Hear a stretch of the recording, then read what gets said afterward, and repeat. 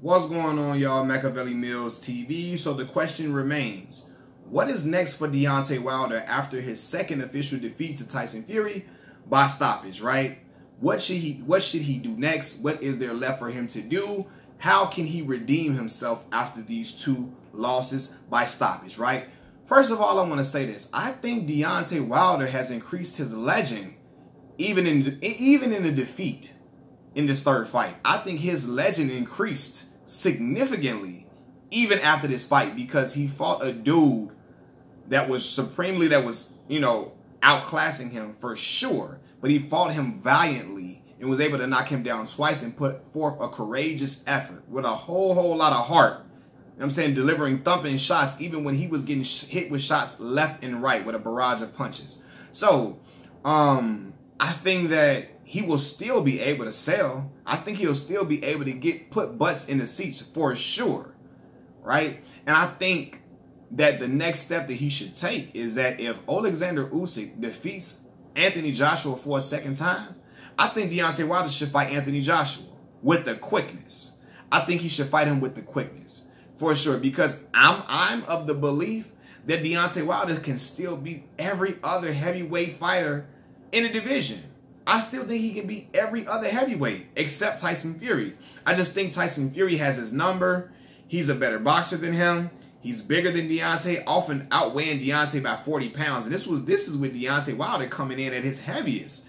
Deontay is normally, what, 220, 221 at most. We seen him in the first fight be like 207, right? You know what I mean? So Tyson Fury, with the combination of Tyson Fury's excellent skills, like the dude has got the best boxing skills of any heavyweight, moves his head like a damn welterweight. To be that big and to be that agile, you know what I mean, and to be throwing them punches. The dude is nearly 300 pounds, throwing them popping punches, 6'9". I really don't see nobody beating Tyson Fury. However, I think Deontay can beat Anthony Joshua, right? Now Joshua can beat him as well, but I think that Deontay Wilder can land some clipping shots to get Anthony Joshua out of there. I think Deontay Wilder could beat Dillian White. I honestly, y'all gonna think I'm crazy, I think he can stop Alexander Usyk. Usyk can outbox him and outclass him to a decision for sure. I think he can for sure. But I don't know how Usyk can respond to getting hit from a thumping shot from a guy who's willing to trade and stand in there and deliver some crazy blows to him. Because in my opinion, Anthony Joshua wasn't willing to trade and fight him like a big man and try to fight him and go and whoop his ass. Anthony Joshua chose to box him instead of trying to whoop his ass. And that's what you needed to do with a smaller guy like Usyk. Anthony Joshua needed to impose his will and whoop his ass. I think Deontay Wilder would have that mentality to try to whoop Usyk's ass. For sure, try to go in there and hit him with something devastating. But that's to be seen, because hopefully Deontay Wilder's psyche is still intact after this, because sometimes some guys get demoralized by not being able to beat a guy, right? But I don't think Deontay Wilder should be ashamed of anything in this performance tonight at all. Like, the dude gave it his all and showed he had the heart of two lions. So you take that, you pick yourself up, go back to the drawing board with Malik Scott, and I still think AJ and Wilder can still be a big fight for sure. I think people will still come out and watch it. Now, if it ain't no belts on the line, it's not going to be as intriguing because it's not for undisputed, so on and so forth. But I still think Deontay should go for that fight. I think he should still go for that fight. I think he can still, like I said, beat Dillian White. I think he can still, of course, I'm sorry, no disrespect to Andy Ruiz. He got quick hands. He's a very good fighter. But I think after the performance against Chris Arreola, I think Deontay can tag him and hurt him with something, because Arreola did. You know what I mean? And we know Deontay hit harder than Arreola, right? Yeah, I think it's some good fights out there for sure to be made. To keep Deontay still in title contention. For sure, not be no journeyman, but be in title contention. He can fight all the other guys who are right up under there in the mix of right up under Anthony Joshua. All the guys that are right up under Tyson Fury, I think Deontay Wilder can beat them, can stop them for sure. I really do think he can.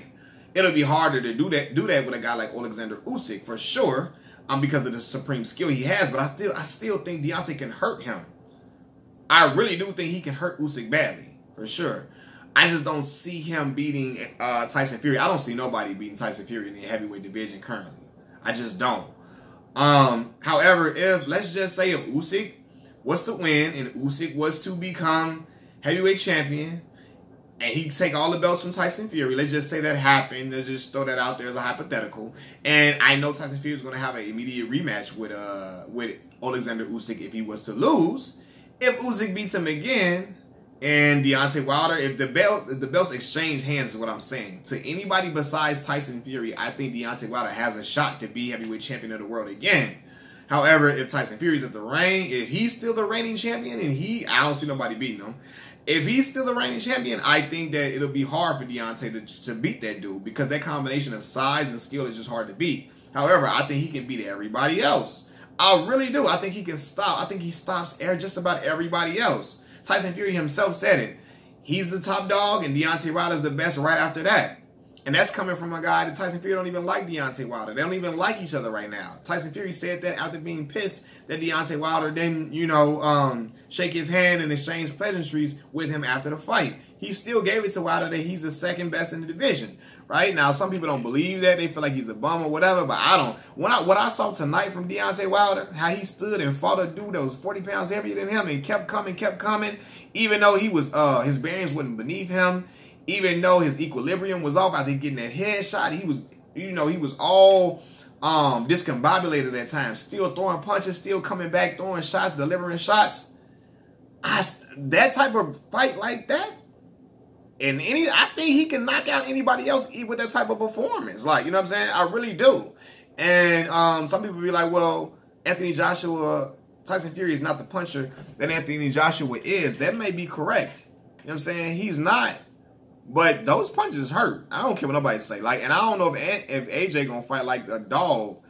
I'm not sure if he's gonna fight like that anymore after the loss, because I believe that AJ kind of has lost that dog after he's taken some of those defeats. Now, it should be seen that if Deontay Wilder can maintain that, but I think after Deontay really calms down from the hurt of the loss, he gonna see this fight and realize, man, it's nothing for me to be ashamed about. He laid it all out on the line and put it all out there in the ring as we ask all fighters to do. And he did that. And I think if he does that against anybody else, he'll be victorious. I really do believe that. You know what I'm saying? And again, I was all over the place, but some people might say Anthony Joshua is a harder puncher than Tyson Fury. But I just think with that, like Tyson, that dude with the precise punches, the accurate punching that he gives, after a while, man, them punches from a dude that's 277, 280, at 6'9", that height like that, punches coming from them dudes, from a dude that size, accurate punches keep coming back and back to back to back. It's going to accumulate and it's going to wear you down.